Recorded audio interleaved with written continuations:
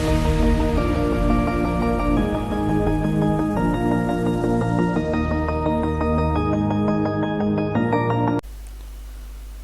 to Home of Biology. نننې زموږ ټاپک دی زایلم ټیشوز باره کې به نن وایو چې زایلم ټیشوز چې دی څه ته وایي. نو زایلم ټیشوز چې دا صرف او صرف په پلانټس کې او ټیشوز باره کې تاسو پیژنئ چې خلیې یعنی سیلز راغونډېږي او هغه ټیشوز چې دی هغه جوړوي. اوس xylem tissue چې دی په دې کې دوه قسمه خلیې. it consists of two types of cells. یو ته مونږ وایو ویسلز او بل ته مونږ وایو tracheoids. نو only ویسل چې دی ویسل cells are short and white. ویسل کومې خلیې چې دي شارټ دا وړې وړې د خلیې and white خو کولاوي. these cells are dead. دا خلیې چې د مړی مطلب دا سیل چې د مړی and hollow او ډډ یي and join together او یوځای کیږي to form long tubes.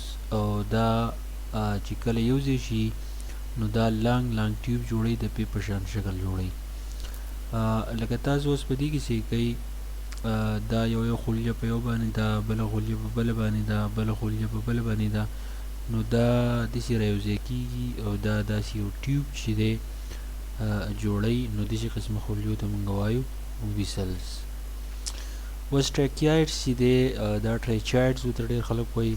نو ټریکیایډز are long slender cells with overlapping ends. ټریکیایډ چې دا خلیې چې نو دا لاندې اوږدې خلیې with overlapping ends او د دې چې کوم اخریني سرونه نه یو بل کې چې دی ورغلي لکه په دې ډایګرام کې تاسو وینئ دا overlapping دي.